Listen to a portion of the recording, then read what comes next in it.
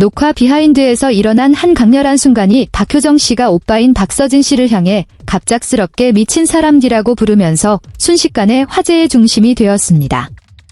자칫 격해 보일 수 있는 이 발언은 주변 공기를 몇 초간 얼어붙게 만들었으나 현장에 있던 이들이 점차 그 내막을 이해하게 되면서 분위기는 반전되었습니다. 현장 소식통에 따르면 사건은 가족들이 촬영분을 준비하던 평범한 녹화 도중 발생했습니다. 초반 분위기는 일상적인 농담과 업무 이야기가 섞여 꽤 화기애애했습니다. 하지만 서진 씨가 효정 씨의 표현을 빌리자면 집안 누구도 이해할 수 없는 행동을 갑자기 하면서 상황이 바뀌었습니다. 구체적으로 모두가 준비로 분주한 사이 서진 씨가 아무런 예고 없이 조용히 촬영장을 이탈한 것으로 알려졌습니다. 한 제작진의 전원에 따르면 그는 휴대전화만 챙긴 채 매우 급히 자리를 떴으며 명확한 메시지도 남기지 않았습니다.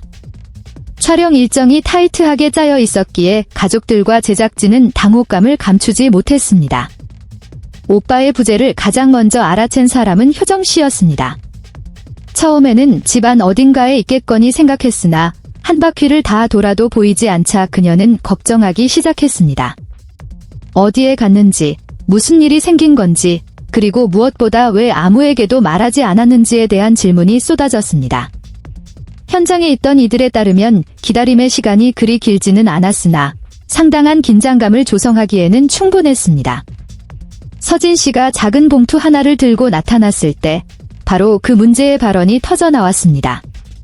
오빠를 발견하자마자 효정 씨는 다가가 거의 곧바로 "돋바 미쳤어" 라고 내뱉었습니다. 목소리가 아주 크지는 않았지만 주변 사람들이 다 들을 수 있을 정도로 또렷했습니다. 당시 그녀의 표정은 짜증과 안도감이 뒤섞인 상태로 묘사되었습니다. 이후 밝혀진 바에 따르면 서진 씨가 자리를 비운 이유는 초기 추측과는 전혀 달랐습니다. 긴급한 문제가 생긴 것도 업무상의 이유도 아니었습니다. 대신 그는 본인의 판단에 따라 그 순간 꼭 필요한 것을 사기 위해 나갔던 것이었습니다. 실제로 서진 씨는 효정 씨만을 위한 영양제와 간식을 사기 위해 밖으로 달려나갔던 것이었습니다. 그의 말에 따르면 최근 여동생이 식사를 불규칙하게 하고 자주 걸으며 기력이 없어 보이는 것을 눈여겨보았다고 합니다.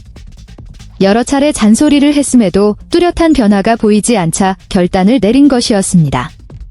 서진 씨는 "내가 내 말을 안 들으니까 다른 방법을 쓴 거야" 라고 설명한 것으로 전해졌습니다. 이 답변의 주변 분위기는 즉시 바뀌었습니다. 효정 씨의 짜증은 오빠의 행동 뒤에 숨겨진 진심을 깨닫게 되면서 형용하기 어려운 감정으로 변해갔습니다.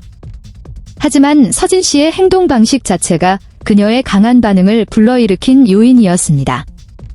효정 씨의 말에 따르면 녹화 중인 상황에서 아무 말 없이 돌발 행동을 한 것은 너무 무모한 짓이었습니다. 그녀는 여전히 원망 섞인 말투로 "이게 보통 일이라고 생각해" 라며 따져 물었습니다. 따라서 미친 사람이라는 표현은 공격적인 의도가 아니라 예상치 못한 행동에 대한 당혹감의 표현으로 풀이됩니다. 많은 이들에 따르면 이는 두 남매 사이에 익숙한 소통 방식입니다. 솔직하고 때로는 거칠지만 부정적인 감정은 담겨 있지 않습니다. 이 상황을 지켜보던 첫째 오빠 효영 씨는 그저 고개를 젓고 옅은 미소를 지었습니다. 박효영 씨는 "너 걱정해서 저러는 거야" 라고 짧게 한마디를 던졌습니다. 이 말은 사람들이 사건을 다른 관점에서 바라보게 하며 분위기를 완화시켰습니다. 가족 심리 전문가들에 따르면 친밀한 관계에서 이런 반응은 드문 일이 아닙니다. 누군가 익숙하지 않은 방식으로 관심을 표현할 때 받는 사람은 그 진위를 파악하기 전까지 강하게 반응할 수 있습니다. 이번 사례에서 서진 씨는 말로 반복하는 대신 행동을 선택했습니다. 다만 사전에 알리지 않은 점이 첫 순간에 오해를 불러일으켰던 것입니다. 효정 씨는 오빠에게서 봉투를 받아든 뒤 한동안 침묵을 지킨 것으로 알려졌습니다. 현장에 있던 이들에 따르면 그녀는 더 이상 말을 보태지 않았으나 표정은 한결 부드러워졌습니다.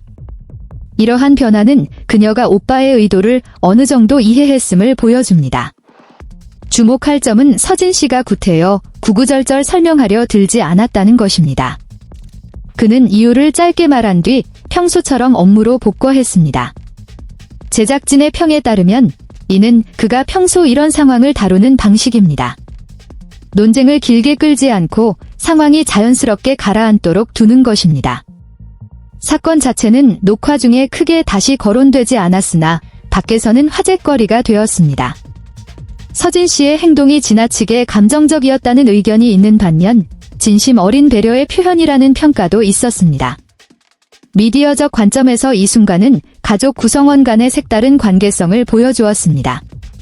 언제나 부드럽고 화합하는 모습만이 전부는 아니지만 바로 그런 작은 충돌들이 유대감을 더욱 돋보이게 합니다. 한 전문가는 효정 씨가 오빠를 미친 사람쥐라고 부른 것이 맥락 없이 떨어져 나오면 오해를 살 수 있다고 지적했습니다.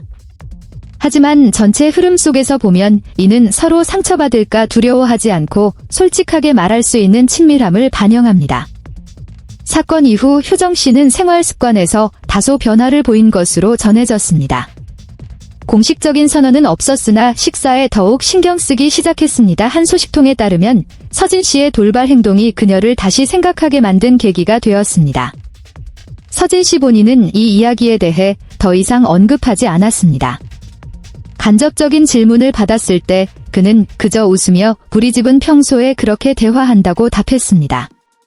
이는 그가 이 일을 심각하게 여기지 않음을 보여줍니다. 하지만 외부 시각에서 이 이야기는 더 많은 의미를 담고 있습니다. 가족 간의 관심을 표현할 때 말과 행동 중 무엇이 우선시되어야 하는지, 그리고 이 두 가지가 일치하지 않을 때 어떤 일이 벌어지는지에 대한 질문을 던집니다. 서진 씨와 효정 씨의 사례에서 접근 방식의 차이는 단기적인 긴장 상황을 만들었습니다. 그러나 동시에 두 사람이 서로를 더 깊이 이해할 수 있는 기회를 열어주기도 했습니다. 대중에게 이 이야기는 단순히 충격적인 말 한마디에 그치지 않고 강한 반응 뒤에는 대개 더 복잡한 감정이 숨겨져 있다는 사실을 상기시켜줍니다. 그리고 많은 경우 이해하기 힘든 행동은 지극히 단순한 이유, 즉 배려에서 비롯됩니다. 전체 사건을 되짚어볼 때 미친 사람 D라는 단어는 결말이 아니라 더 큰 이야기의 시작점이었습니다. 이는 가족들이 서로를 보호하려 노력하는 방식에 대한 이야기이며 비록 그 방식이 언제나 가장 이해하기 쉬운 형태로 나타나지는 않더라도 그 진심만큼은 변함없음을 보여줍니다.